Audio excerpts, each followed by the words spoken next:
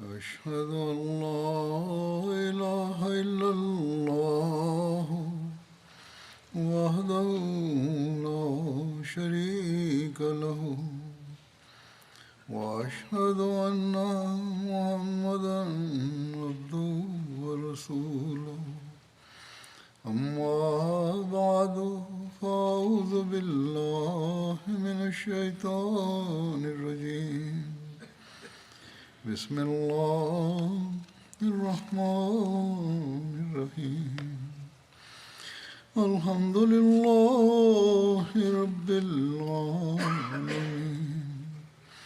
الرحمن الرحيم مالك يوم الدين إياك نعبد وإياك نستعين اهدنا الصراط المستقيم صراط الذين أنعمت عليهم غير المغضوب عليهم ولا الضالين.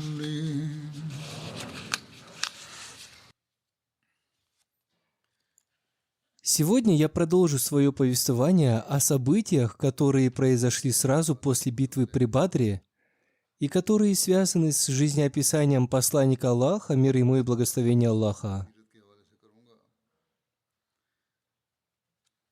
История повествует о принятии ислама зятем посланника Аллаха, мир ему и благословение Аллаха, Хазратом Абуль-Аасом.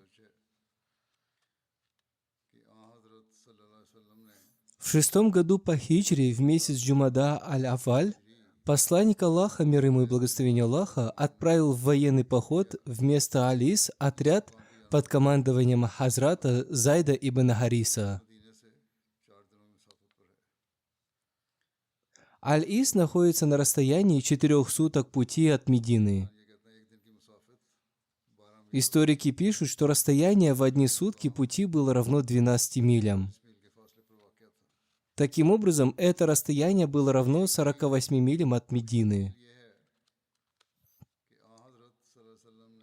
Повествуется, что посланник Аллаха, мир ему и благословение Аллаха, в 6-м году по хиджре в месяце Джумада аль-Авваль отправил в поход 70 сподвижников под командованием Хазрата Зайда ибн Хариса.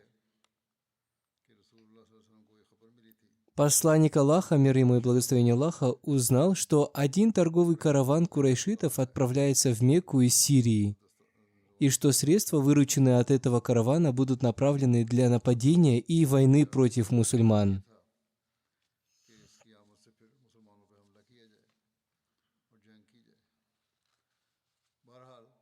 Говоря коротко, этот мусульманский отряд остановил этот караван и захватил его товары. Они также взяли в плен нескольких человек, среди этих пленных оказался и Абуль-Аас. Хазрат Мирза Башир Ахмад в своей книге «Жизнеописание печати пророков» написал об этом следующее. Абуль-Аас ибн ар-Раби также был среди пленных, захваченных во время похода в Алис. Он был зятем посланника Аллаха, мир ему и благословение Аллаха, и близким родственником покойной Хазрат Хадиджи и Курайшитам.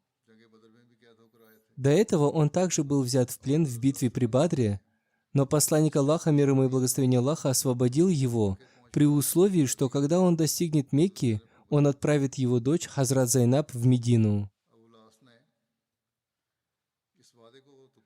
Абуль-Аас выполнил свое обещание, но сам все еще оставался многобожником. Когда Зайд ибн Хариса взял его в плен и привез в Медину, была ночь, но каким-то образом ему удалось передать Хазрат Зайнаб, что его схватили и привезли сюда. Он просил ее, если возможно, посмотреть, сможет ли она сделать что-то для его освобождения. Итак, как раз в тот момент, когда посланник Аллаха, мир ему и благословение Аллаха, и его сподвижники совершали утреннюю молитву, Зайнаб громким голосом объявила из своего дома: «О вы, мусульмане! Я предоставляю защиту Абуль-Асу». Когда посланник Аллаха, мир ему и благословение Аллаха, завершил свой намаз, он повернулся к своим сподвижникам и сказал: «Что бы ни сказала Зайнаб, вы это слышали.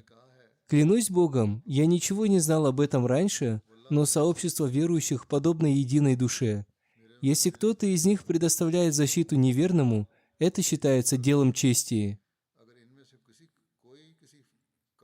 Затем посланник Аллаха, мир ему и благословение Аллаха, повернулся к Зайнаб и сказал: «Мы дали защиту тому, кому ты даешь защиту». Богатство, которое забрали у Абуль-Аса во время этого похода, было возвращено ему. Затем посланник Аллаха, мир ему и благословение Аллаха, вошел в дом Зайнаб и сказал своей дочери: «Будь очень гостеприимна к Абуль-Асу, но не встречайся с ним в уединении. При нынешних обстоятельствах твоя близость с ним незаконна».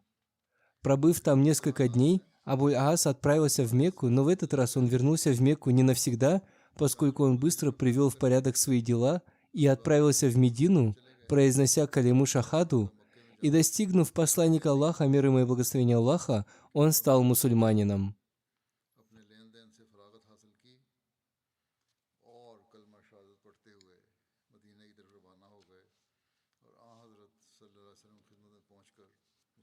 Посланник Аллаха, мир ему и благословение Аллаха, отправил к нему Хазрат Зайнаб без нового никаха, то есть он разрешил Зайнаб возобновить супружеские отношения с Абуль-Асом. В некоторых повествованиях также упоминается, что никах Хазрат Зайнаб и Абуль-Аса был совершен заново, но первое повествование более достоверно.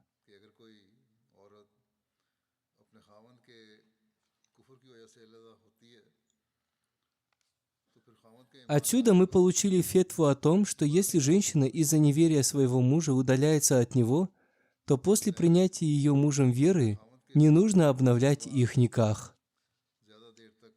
Хазрат Зайнаб после принятия ее мужем ислама прожила недолго. Она умерла в 8 году по хиджре. Хазрат Умми Сальма, Хазрат Умми Айман, Хазрат Сауда и Хазрат Умми Атия совершили ее омовение согласно наставлению посланника Аллаха, мир ему и благословение Аллаха. Хазрат Умми Атия повествует: когда посланник Аллаха, мир ему и благословение Аллаха, повелел нам совершить омовение тела Хазрат Зайнаб, он сказал: начинайте омовение с правой стороны. Сначала омойте те части ее тела, которые омываются во время вузу, омовения для совершения намаза. В другом повествовании Хазрат Умми Аттия повествует: когда умерла Зайнаб, дочь посланника Аллаха, мир ему и благословение Аллаха, посланник Аллаха, мир ему и благословение Аллаха, повелел нам омыть ее нечетное количество раз, 3 и 5 раз, и в конце умаслить ее тело камфорой. Он повелел нам сообщить ему, когда мы завершим омовение.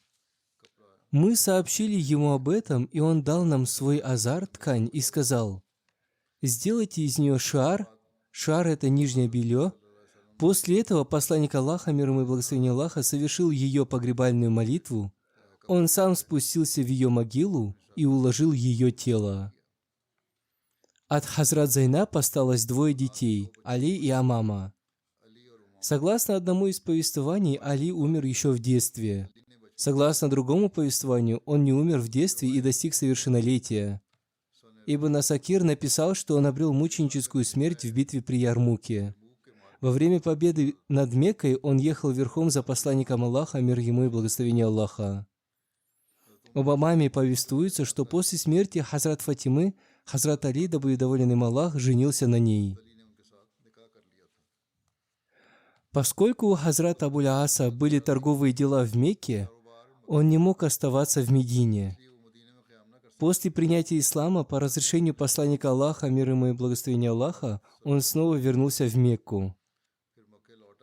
По этой причине он не смог принять участие в битвах. Он принял участие только в одном военном походе в 10 году по хиджре под командованием Хазрата Али, да будет доволен им Аллах. Хазрат Али, да будет доволен им Аллах, возвратившись из Йемена, назначил Хазрата Абуль-Аса сборщиком заката в Йемене. После смерти Хазрат Зайнаб, Хазрат Абуль-Ас прожил немного, он умер в 12 году по хиджре. О довольстве посланника Аллаха, мир ему и благословение Аллаха, Абуль-Асам, Хазрат Мирза Башир Ахмад написал: зять посланника Аллаха, мир ему и благословение Аллаха, Абуль-Ас ибн Ар-Раби был курайшитом и близким родственником Хазрат Хадиджи, то есть ее племянником. Несмотря на то, что он был многобожником, его отношение к жене было очень добрым, и после того, как он стал мусульманином, отношения между мужем и женой также оставались доброжелательными. Поэтому посланник Аллаха, мир ему и благословение Аллаха, часто хвалил Абуль-Аса за это, говоря, что он прекрасно относится к его дочери. Абуль-Ас скончался в эпоху халифата Хазрата Абу Бакра в 12 году после хиджры, а его достопочтенная жена скончалась еще при жизни посланника Аллаха, мир ему и благословение Аллаха. И ее дочь Амама, которая была очень дорога посланнику Аллаха, мир ему и благословение Аллаха, вышла замуж за Хазрата Али после кончины Хазрат Фатимы, но детей у нее не было. Отсюда становится сомнительным то, что Хазрат Али назначил его сборщиком заката в Йемене. Военный поход под названием Ас-Савик состоялся в месяце Зуль-Хадж на 2-м году по хиджре. Причина этого похода заключалась в том, что когда многобожники вернулись в Мекку с поражением и печалью, Абу Суфьян запретил себе мыться и смазывать свое тело маслом, пока он не отомстит посланнику Аллаха, мир ему и благословение Аллаха, и его сподвижникам за поражение в битве при Бадре. Согласно одному из повествований, Абу Суфьян вместе со своими 200 конными воинами, или согласно другому повествованию, вместе с 40 конными воинами выехал из Мекки, чтобы исполнить свою клятву мести. Он не отправился туда по обычной дороге, а использовал для этой цели дорогу, ведущую в Неджд. Когда он достиг долины Канат, он остановился у подножия горы Ятиб. Эта местность находится в 12 милях от Медины. Канат – это одна из 3 известных долин Медины, которая находится между Мединой и горой Ухуд. Он выехал оттуда ночью и отправился к племени Бану Назир. Прибыв туда, он постучался в дверь дома Хужей ибн Ахтаба, который отказался открыть ему дверь. После этого Абу Суфьян отправился к Саламу бин Машхану, вождю и казначею племени Бану Назир, который разрешил ему войти в его дом. Он хорошо встретил и угостил его. Он раскрыл Абу Суфьяну некоторые секреты людей и посланника Аллаха, мир ему и благословение Аллаха. То есть он рассказал ему о ежедневном распорядке дня посланника Аллаха, мир ему и благословение Аллаха. После этого в последние часы ночи Абу Суфьян вернулся и присоединился к своему войску. Затем он отправил несколько своих курайшитов в окрестности Медины под названием Ариз. Это финиковый сад, находящийся в 3 милях от Медины. Там они сожгли несколько финиковых пальм и убили одного из ансаров и его союзника. Согласно одному из повествований, этого ансара звали Хазрат Маабад бин Амр. Затем, когда Абу Суфьян почувствовал, что он выполнил свою клятву, нанес какой-то вред и отомстил, его гнев угас, и он вернулся обратно в Мекку. Также повествуется о том, что он сделал это той же ночью, когда встретился с Саламом бин Машканом.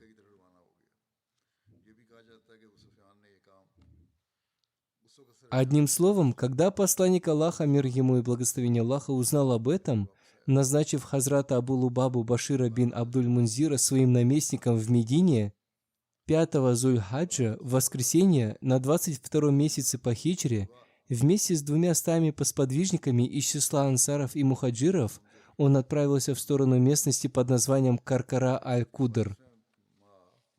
Эта местность находится в окрестностях Смакдана возле Аль-Хазия в 96 милях от Медины.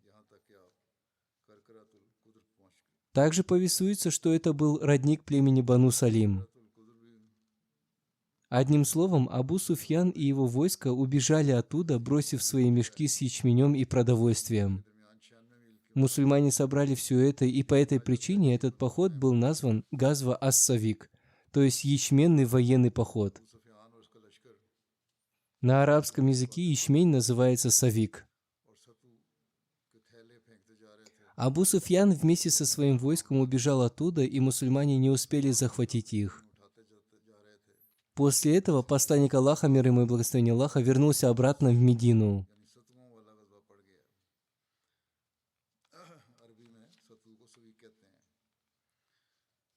На обратном пути сподвижники, обратившись к посланнику Аллаха, мир ему и благословение Аллаха, сказали: «Считаете ли вы, что этот поход был для нас военным походом?» Посланник Аллаха, мир ему и благословение Аллаха, ответил: «Да, это военный поход, несмотря на то, что состоялась битва или нет». Об этом подробно написано в книге жизнеописания печати пророков.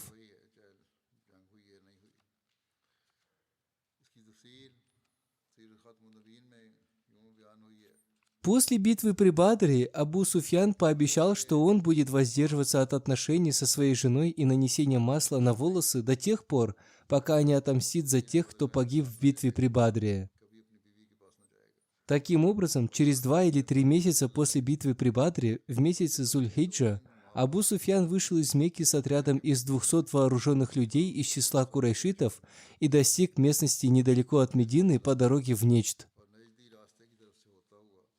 Добравшись туда, он оставил свое войско на некотором расстоянии от Медины и под покровом ночной тьмы добрался до жилища Хунай ибн Ахтаба, который был вождем иудейского племени Бану Назир, и обратился к нему за помощью. Но поскольку Хунай ибн Ахдаб все еще в какой-то степени помнил о своем договоре и согласии, он отказался. Затем, таким же образом, Абу Суфьян тайно отправился в дом другого вождя племени Бану Назир по имени Салам ибн Машкам и заручился его поддержкой против мусульман. Этот несчастный человек очень дерзко пренебрег всеми своими договорами и соглашениями и радушно принял Абу Суфьяна в качестве гостя на ночь и передал ему секретные сведения, касающиеся мусульман. Перед рассветом Абу Суфьян попрощался и, добравшись до своей армии, отправил отряд курайшитов совершить набег на долину под названием Арис, которая была расположена недалеко от Медины. Это была долина, где паслись животные, принадлежащие мусульманам, и которая находилась всего в 3 милях от Медины. Вполне вероятно, что Абу Суфьяну стало известно об этом через Салама ибн Машкама. Когда этот отряд курайшитов достиг долины Арис, к счастью, в то время там не было животных, принадлежащих мусульманам. Хотя в тот момент там присутствовали мусульмане из числа ансаров и его товарищ. Курайшиты схватили их обоих и безжалостно убили. Затем они подожгли финиковые пальмы и подожгли дома и небольшие хижины, которые были там расположены, прежде чем вернуться в лагерь Абу Суфьяна. Посчитав этот успех достаточным для выполнения своей клятвы, Абу Суфьян приказал своему войску возвращаться. С другой стороны, когда посланнику Аллаха, мир ему и благословение Аллаха, сообщили о нападении Абу Суфьяна, он с группой сподвижников отправился за ним в погоню. Однако, поскольку Абу Суфьяну не хотелось подвергать сомнению выполнение своей клятвы, он бежал так отчаянно, что мусульманская армия не смогла его задержать. В конце концов, после нескольких дней отсутствия, посланник Аллаха, мир ему и благословение Аллаха, вернулся в Медину. Этот поход стал известен как Газва Савик, потому что, когда Абу Суфьян спешил в Мекку, он бежал, оставив мешки со своими припасами, которые в основном состояли из савика, ячменя, частично из-за беспокойства, а также для того, чтобы облегчить свою ношу. Относительно военного похода Газва Савик повествуется, что поход под тем же названием состоялся в 4 году по хиджре после битвы при Ухуде. Таким образом, Табари описал 2 военных похода под названием Савик. Первый поход состоялся до битвы при Ухуде, и второй после этой битвы. О первом походе было подробно рассказано выше. Кроме Табари, другие историки, например, Ибн Хишам, Субулюль-Худа и другие, назвали второй военный поход Бадр аль-Муид.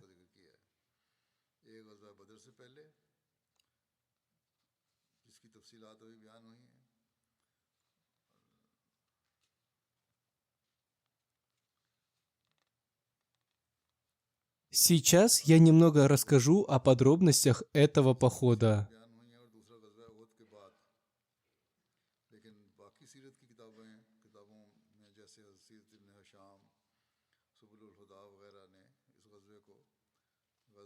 Вернувшись с битвы при Ухуде, Абу Суфьян, обратившись к посланнику Аллаха, мир ему и благословение Аллаха, сказал: «Между вами и нами есть обещание через год сразиться в местности Бадрус-Суфра». Это была большая ярмарка, где собирались все арабы. Посланник Аллаха, мир ему и благословение Аллаха, повелел Хазрату Умару ответить ему: «Хорошо, иншааллах».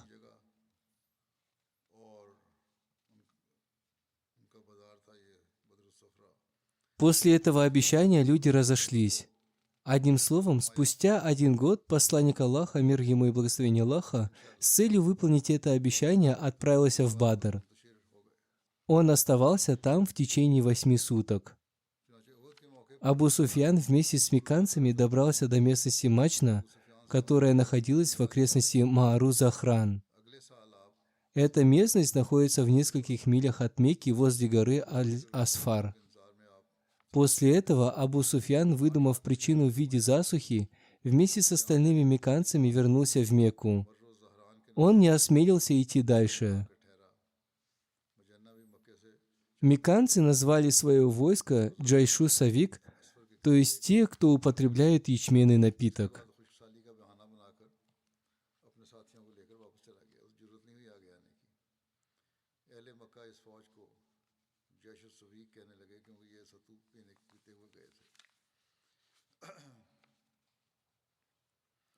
О первом празднике Идуль-Асха повествуется: на 2-м году по хиджре, после возвращения из похода Савик, посланник Аллаха, мир ему и благословение Аллаха, совершил праздничный намаз Идуль-Асха. 10 числа месяца Зуль-Хиджа посланник Аллаха, мир ему и благословение Аллаха, вместе со своими сподвижниками выехал из Медины и совершил праздничный коллективный намаз. После этого он своими благословенными руками совершил курбан, жертвоприношение. Согласно другому повествованию, когда посланник Аллаха, мир ему и благословение Аллаха, возвращался из военного похода под названием Бану Кайнука, наступил праздник Идуль-Асха. Он и его сподвижники, каждый по своим возможностям, 10 числа месяца Зуль-Хиджа совершили курбан, жертвоприношение. Посланник Аллаха, мир ему и благословение Аллаха, вместе со своими сподвижниками прибыл на место проведения праздничной молитвы Идуль-Асха. Это была самая первая праздничная молитва Идуль-Асха, которую посланник Аллаха, мир ему и благословение Аллаха, совершил вместе со своими сподвижниками. Там же, на этом месте, посланник Аллаха, мир ему и благословение Аллаха, своими собственными руками принес в жертву 1 или 2 козы. Хазрат Джабир бин Абдулла повествует: возвращаясь из похода Бану Кайнука 10 числа месяца Зуль-Хиджа, мы совершили жертвоприношение. Это было первым жертвоприношением мусульман. Мы совершили жертвоприношение, находясь в окружении племени Бану Сальма. Я посчитал, что в тот день в жертву было принесено 17 животных. Это взято из истории Ат-Табари. В связи с этим Мирза Башир Ахмад в своей книге «Жизнеописание печати пророков» написал: в этом же году в течение месяца Зуль-Хиджа было объявлено о 2-м исламском празднике, то есть Идуль-Асха, который отмечается 10 числа месяца Зуль-Хиджа во всем исламском мире. В этот ид, в дополнение к намазу, который является истинным праздником для истинного мусульманина, каждый мусульманин, у которого есть средства, обязан принести в жертву четвероногое животное и раздать его мясо своим родным, друзьям, соседям и так далее, а также самому принять в этом участие.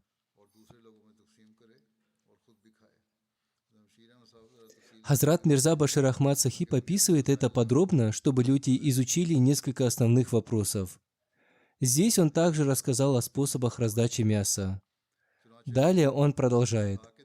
Таким образом, в день Идуль-Асха, а также в течение 2 последующих дней, сотни тысяч, скорее миллионы животных закалываются во имя Аллаха по всему исламскому миру.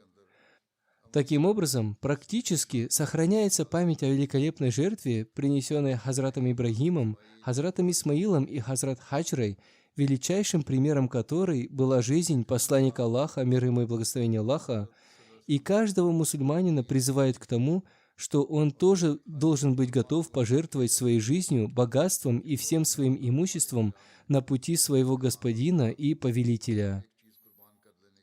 Так же, как и в случае с Ид-аль-Фитром, этот праздник также празднуется по завершении великого исламского богослужения, и этим богослужением является хадж. Никах Хазрат Фатимы состоялся на 2-м году хиджры.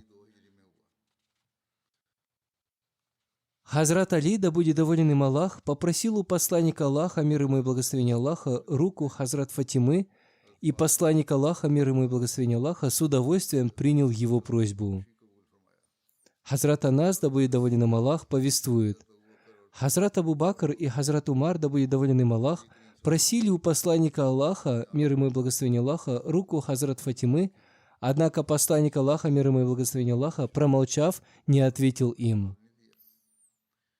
Хазрат Али, да будет доволен им Аллах, повествует. Я пришел к посланнику Аллаха, мир ему и благословение Аллаха, и попросил у него руку Хазрат Фатимы.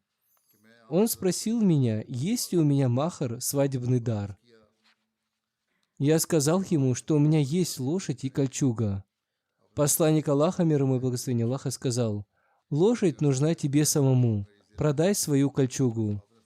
Таким образом, я продал свою кольчугу за 480 дирхемов и приготовил сумму махра. Согласно другому повествованию, Хазрат Али продал свою кольчугу Хазрату Усману, который заплатил за нее всю сумму и вернул ее обратно Хазрату Али. Далее Хазрат Али повествует. Я принес всю эту сумму и положил ее перед посланником Аллаха, мир ему и благословение Аллаха. Посланник Аллаха, мир ему и благословение Аллаха, взял немного из этих дирхемов и передал их Хазрату Билялу, чтобы он купил на них благовония. После этого он повелел нескольким людям приготовить приданое для своей дочери. Таким образом, была приготовлена кровать и кожаная подушка, набитая листьями финиковой пальмы. Это было приданым его дочери. И в этом была хорошая польза махра. Сегодня некоторые люди говорят, что свадьба уже прошла и им не нужно давать махар. Однако, как мы видим выше, все расходы на невесту использовались из махра. Согласно еще одному повествованию, посланник Аллаха, мир ему и благословение Аллаха, во время заключения брака своей дочери сказал: «Я сделал все это согласно повелению Всевышнего Аллаха». После прощания со своей дочерью, посланник Аллаха, мир ему и благословение Аллаха, обратившись к Хазрату Али, сказал: «Не разговаривай с Фатимой, пока я не приду к вам». Таким образом, Хазрат Фатима вместе с Хазрат Умми Айман пришла в дом Хазрата Али и сидела в сторонке. По словам Хазрата Али, он тоже сидел в сторонке. Затем пришел посланник Аллаха, мир ему и благословение Аллаха, и сказал: «Дома ли мой брат?» Хазрат Умми Айман сказала: «Разве вы выдали свою дочь замуж за своего брата?» Посланник Аллаха, мир ему и благословение Аллаха, сказал: «Разрешается состоять в такой родственной связи».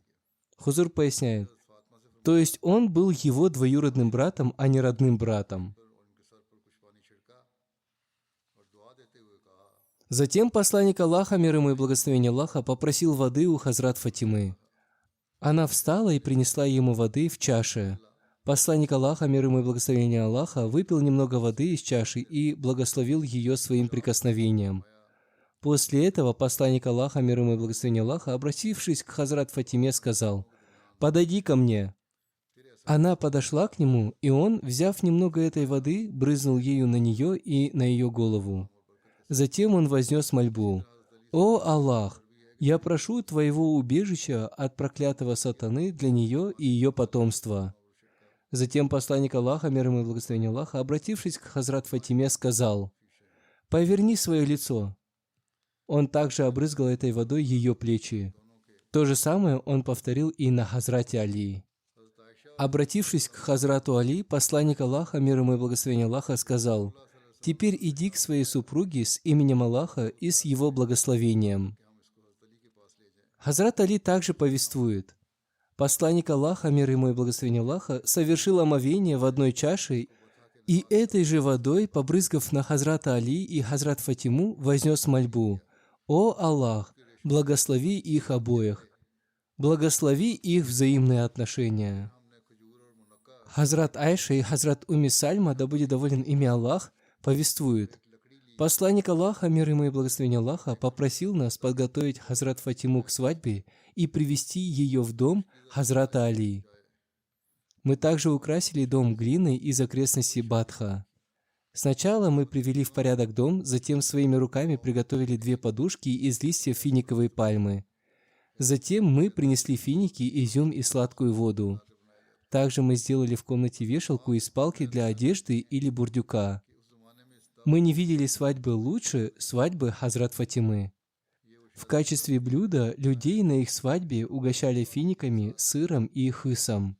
Хузур поясняет: хыс готовится из фиников, масла и сыра. Хазрат Асма бинт Умайс повествует: в те времена мы не видели угощения лучше угощения Хазрат Фатимы на ее свадьбе. Эта свадьба и угощение стали примером для всех. О бракосочетании Хазрат Фатимы и Хазрата Али подробно описывается в книге «Жизнеописание печати пророков».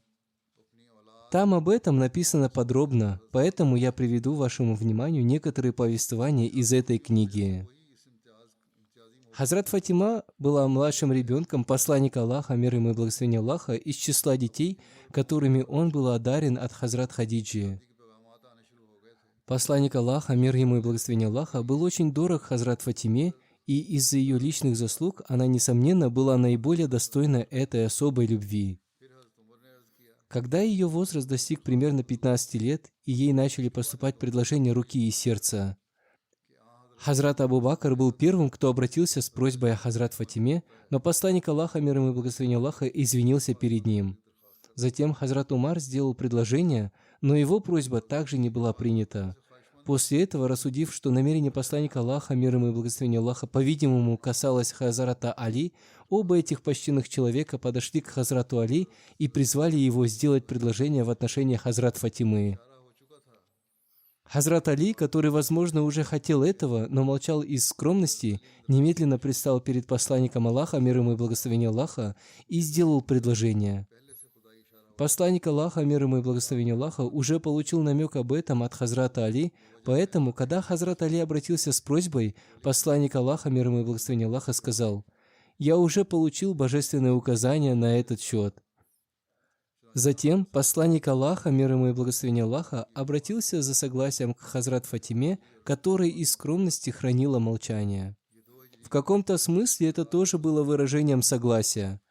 Поэтому посланник Аллаха, мир ему и благословение Аллаха, собрал общину мухаджиров и ансаров и официально объявил о браке Хазрата Али и Хазрат Фатимы.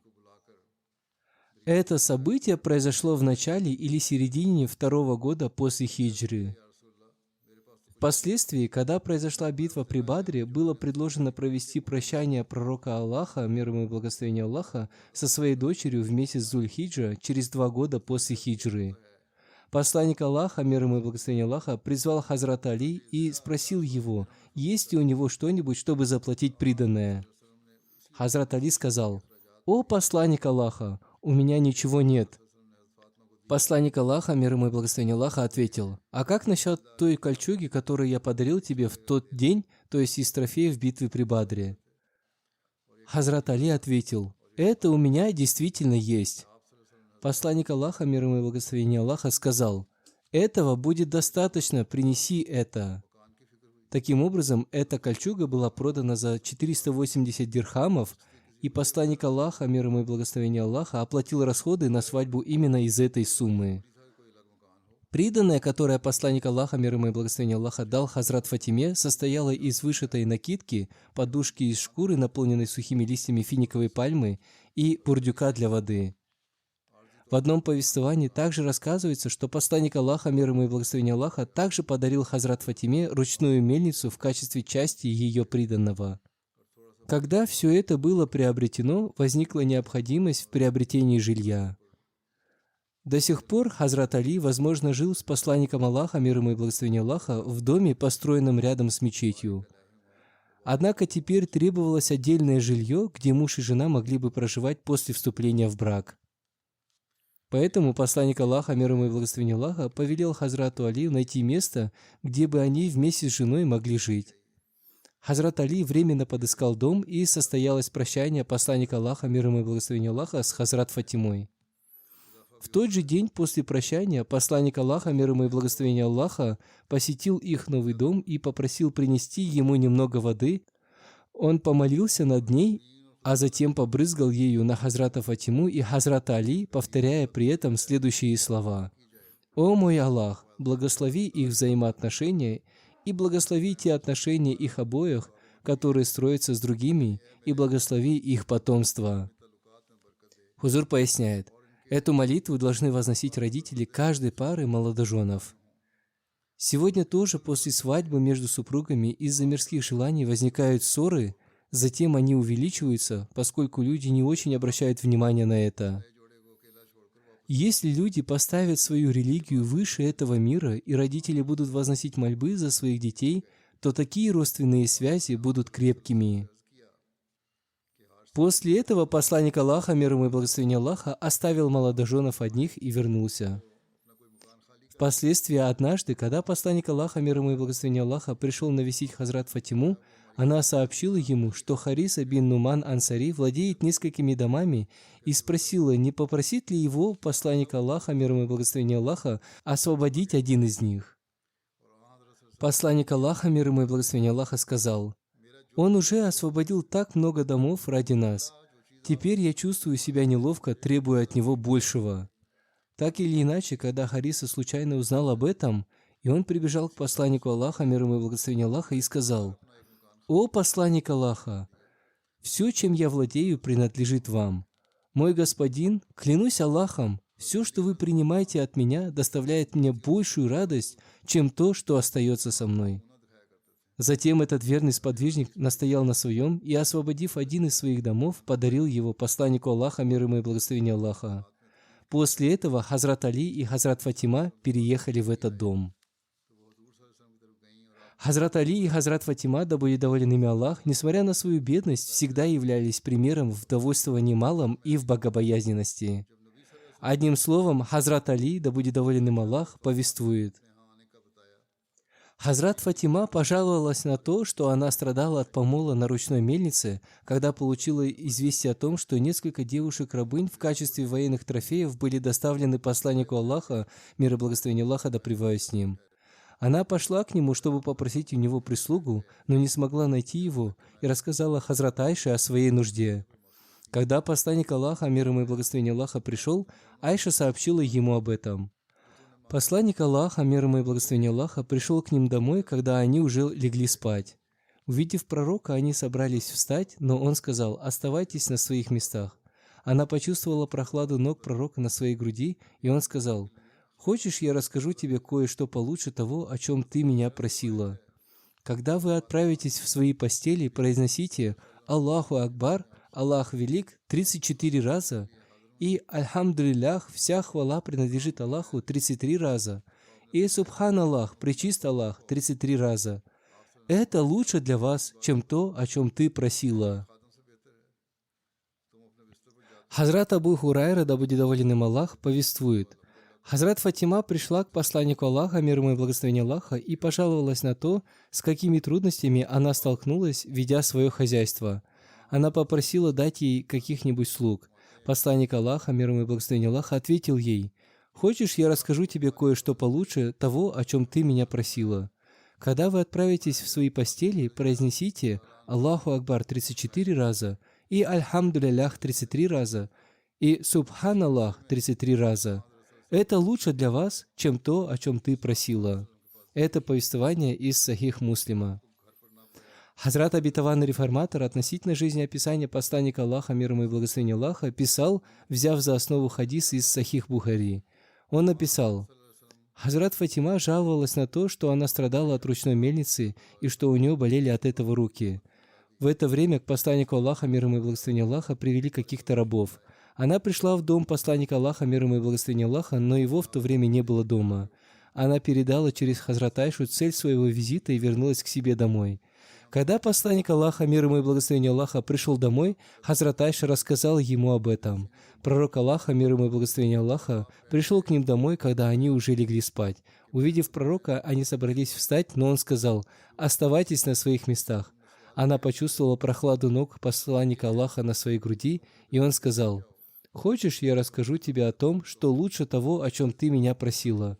Когда вы отправитесь в свои постели, произнесите Аллаху Акбар 34 раза, и Альхамдулиллях 33 раза, и Субханаллах 33 раза. Это лучше для вас, чем слуги». Этот случай говорит о том, что посланник Аллаха, мир ему и благословение Аллаха, был очень осторожен в деле распределения трофеев.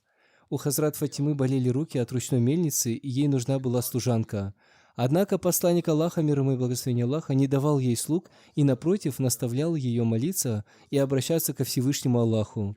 Если бы посланник Аллаха, мир ему и благословение Аллаха, захотел бы, он мог бы дать им слуг, поскольку трофеи, которые были доставлены посланнику Аллаха, мир ему и благословение Аллаха, предназначались для раздачи их сподвижникам, и Хазрат Али и Хазрат Фатима тоже имели на это право. Однако посланник Аллаха, мир ему и благословение Аллаха, поступил очень осторожно. Он не хотел раздавать эти трофеи своим близким и родственникам, чтобы позднее и другие мусульманские правители не использовали этот довод в свою пользу, чтобы они не позволяли себе имущество, предназначенное для людей. К сожалению, сегодня мусульманские правители позволяют такое себе. Одним словом, посланник Аллаха, мир ему и благословение Аллаха, соблюдая осторожность, не предоставил Хазрат Фатиме никаких рабынь или слуг. Также нужно помнить и о том, что в этом имуществе имелась часть, предназначенная Всевышним Аллахом для пророка Аллаха, мир ему и благословение Аллаха, и его родственников, и он расходовал и одаривал своих близких только из этой части своего имущества. Если у него еще не было этой части его имущества, он не пользовался им сам и не давал его своим родственникам. Разве сегодня в мире может найтись такой правитель, который подобным образом охраняет государственное имущество? Если ты и найдешь такой пример, то ты найдешь его только в слугах этой пречистой сущности, мир ему и благословение Аллаха. Другие религии не смогут представить такого примера.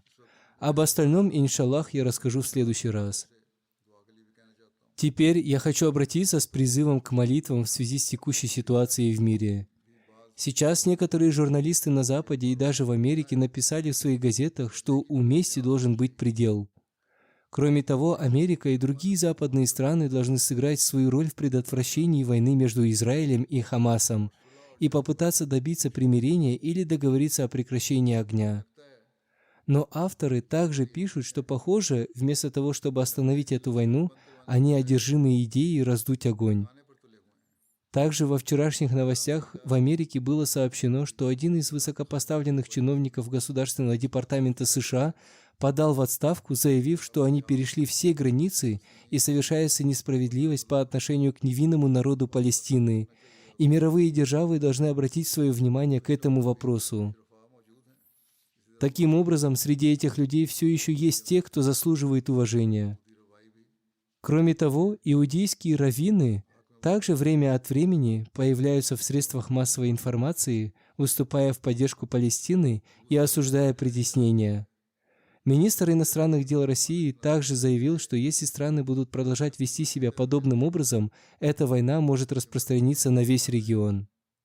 Я думаю, что это может распространиться на весь мир. Таким образом, этим людям необходимо образумиться. Как я уже говорил ранее, мусульманские страны должны объединиться как единое целое с единым голосом. Если они будут говорить в один голос, а это голос 53 или 54 стран, они станут мощной силой в мире, и они будут оказывать более сильное влияние. В противном случае отдельные голоса то здесь, то там не имеют никакого значения. Это один из способов установить спокойствие во всем мире и положить конец этой войне. Таким образом, чтобы спасти мир от разрушения, мусульманские страны должны стремиться выполнить свою роль, да позволит им Аллах сделать это. Однако мы также должны усердно молиться. Пусть Аллах прекратит эту войну и защитит невинных, угнетенных палестинцев, чтобы они не подвергались дальнейшей несправедливости, и пусть Аллах положит конец всей несправедливости в мире, где бы она ни была. Пусть Аллах даст нам возможность молиться за это. Аминь.